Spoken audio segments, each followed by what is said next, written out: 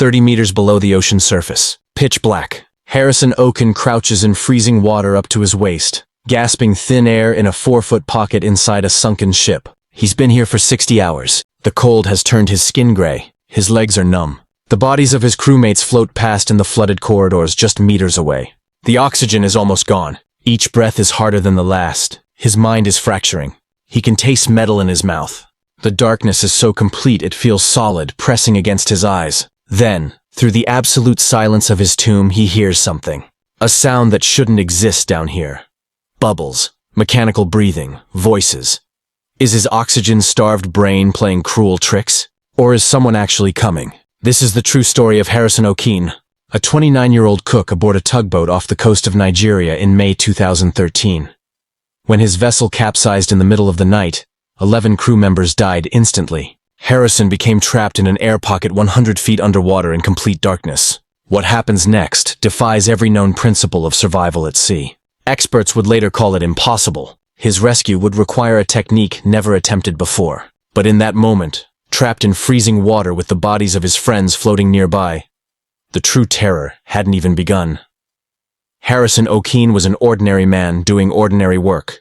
A ship's cook from Nigeria. He'd spent years working aboard tugboats in the oil-rich waters off the Nigerian coast. Born in 1984, he grew up in a modest family and found his calling on the water. It was honest work, decent pay, and he'd done it dozens of times before. He was married to his wife, Akpos, and they had a life waiting for him back on shore. Every trip was the same routine.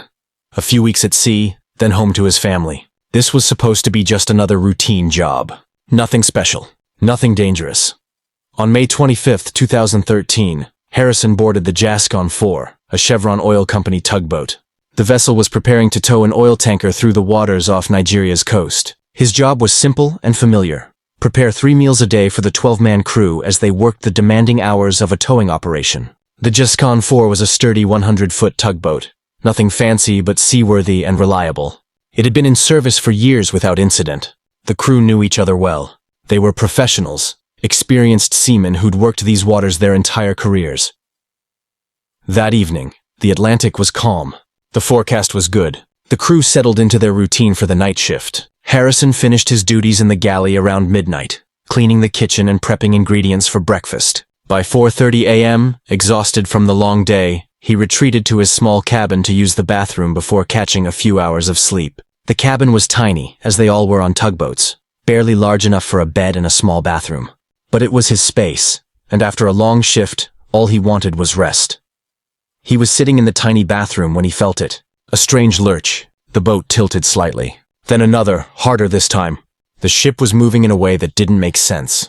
Ships don't move like this in calm seas. Before his mind could process what was happening, before he could even stand up, the world turned violently sideways.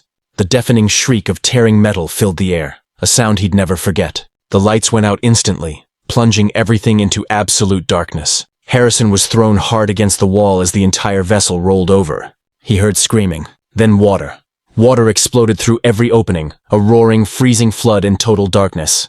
The ocean was reclaiming the ship with terrifying speed. Harrison tried to swim, to find an exit, a door, a window, anything. But the ship was inverting completely, turning upside down, becoming a deadly maze of flooded corridors and chambers. He couldn't see anything. He didn't know which way was up. His lungs were burning. In the chaos, completely disoriented and terrified beyond reason, Harrison found himself pushed upward by the surging water into a tiny cabin. His head broke the surface. Air. There was air. He gasped, coughed, gulped oxygen. And then, impossibly, the water stopped rising.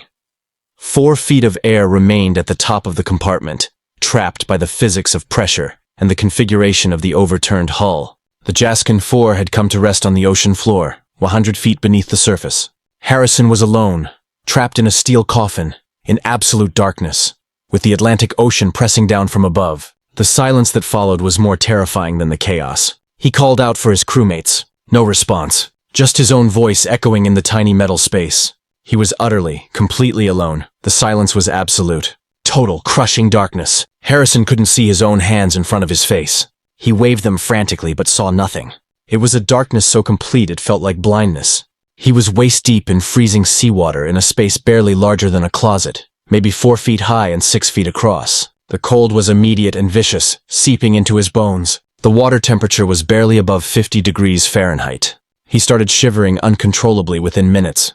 He screamed for help over and over, but his voice just echoed in the cramped metal tomb. He could hear the ocean pressing against the hull, a constant creaking and groaning of stressed metal. Every sound made him flinch, convinced the ship was about to collapse further and flood his precious air pocket. He tried desperately to find a way out, feeling along the walls in the pitch black, his hands searching for anything, a hatch, a pipe, an opening. Every corridor he found led to black water. He'd take the deepest breath he could and duck under, swimming blindly through the flooded passages. But each one was completely submerged. He tried again and again, each time surfacing gasping and panicking, until exhaustion and the cold forced him to stop. After several attempts, lungs burning and body shaking, he retreated to his air pocket. The reality was inescapable and horrifying. He was trapped. No one knew he was alive. The ship was on the bottom of the ocean. His crew was dead. He was going to die down here. Hour by hour, the nightmare deepened.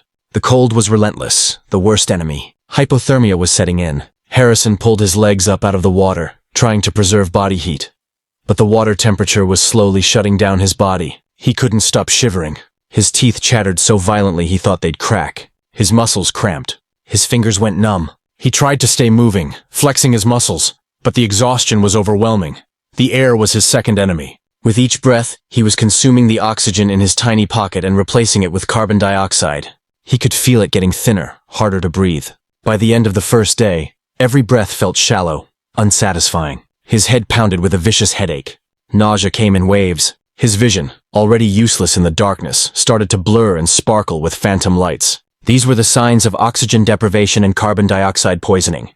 Thirst became torture. He was surrounded by water, literally sitting in it, but unable to drink any of it. Seawater would only accelerate his death. His tongue swelled. His lips cracked and bled. His throat felt like sandpaper. He tried to ignore it, but the irony was maddening. The psychological toll was the worst. In the absolute darkness, time lost all meaning. Harrison had no watch, no light, no way to track the hours. Was it day or night on the surface? How long had he been down here? Minutes felt like hours. Hours felt like days. He started losing his grip on reality. He heard sounds that shouldn't be there. Voices, footsteps on the deck above, his wife calling his name. He knew they weren't real, but the loneliness made him want to believe. Then there were the real sounds, the ones he wished were hallucinations. The corpses of his crewmates, floating in the flooded sections nearby, bumping against the walls. He could hear them moving with the current. Fish had already found them. He tried not to think about it, but in the silence, every sound was amplified. He prayed. He talked to himself. He sang songs from his childhood. He recited every prayer he'd ever learned. He had entire conversations with his wife Akpos, apologizing for leaving, begging her forgiveness, telling her how much he loved her. By day 2, he started to accept that this was his grave. No rescue was coming. No one even knew he was alive. When a ship sinks, everyone assumes everyone is dead. There would be no search. Maybe they'd send salvage divers eventually, but only to recover bodies and cargo, and that could take weeks. He'd be long dead by then. The air would run out first, or the cold would kill him, or he'd simply lose his mind and swim out into the dark water to end it faster. By hour 60, Harrison was barely conscious. The oxygen was nearly depleted. Each breath was a desperate, shallow gasp that didn't satisfy. His body temperature had dropped dangerously low. His legs had gone completely numb. He couldn't feel his feet at all. His hands were clumsy and weak. He was hallucinating more than he was lucid, seeing lights where there were none, watching entire scenes play out in the darkness. His wedding day, meals with his family, the faces of his crewmates alive and laughing. He thought about his wife. He'd never see her again. He'd never said a proper goodbye that morning. The guilt crushed him harder than the water pressure. In the darkness, delirious and dying, he made peace with death. It would be a relief, he thought, to stop fighting, to stop breathing this poisoned air, to let the cold finally take him. He was so tired, so cold, so ready for it to be over. He had two choices: give up now, let himself slip under the water and drown quickly, or keep breathing the toxic air until his body simply shut down from hypothermia or oxygen starvation. Either way, this tomb would be his grave. He chose to keep breathing, not out of hope, but simply because his body refused to quit. Some primal survival instinct kept his lungs working even when his mind had surrendered. Then he saw it, a light, faint, distant, moving through the flooded corridor outside his air pocket. His mind screamed that it wasn't real, Another cruel hallucination, but it got brighter. It moved with purpose. Then he heard them. Bubbles. The mechanical hiss of a scuba regulator. Voices, muffled through diving helmets and water. A salvage team. Chevron had sent professional divers to assess the wreck and begin body recovery. They'd come to recover corpses, assuming everyone was dead. Harrison started screaming, slapping the water, banging on the walls, making any noise he could. His voice was hoarse and weak, but he screamed anyway. The light swung toward him. A diver appeared in the flooded doorway, flashlight cutting through the black water. Harrison saw the light, saw the masked face, and reached out his hand. On the surface, in the dive control room, the team's live camera feed went crazy. Controllers monitoring the video saw a hand emerge from the darkness. Then a face. A living face. The diver physically recoiled in shock, jerking backward. They'd found the impossible. A survivor, 60 hours after the ship sank, 100 feet underwater, in conditions that should have killed him in hours. The radio erupted with confused, excited voices. They'd found someone alive. But Harrison wasn't safe yet. Not even close. His body was in severe hypothermic shock. His core temperature was dangerously low. But the bigger problem was the nitrogen in his blood. After 60 hours at 100 feet of depth, his body tissues were saturated with dissolved nitrogen. If they brought him up to the surface too quickly, that nitrogen would come out of solution and form bubbles in his blood and tissues, like opening a shaken soda can. This is called decompression sickness, or the bends, and it's agonizing and fatal. The nitrogen bubbles would block blood vessels, damage tissue, and kill him within minutes. The rescue became a race against time and the laws of physics. The dive team carefully approached Harrison, speaking calmly through their helmet communications. They fitted him with a special diving helmet, flooding it with fresh oxygen from their tanks.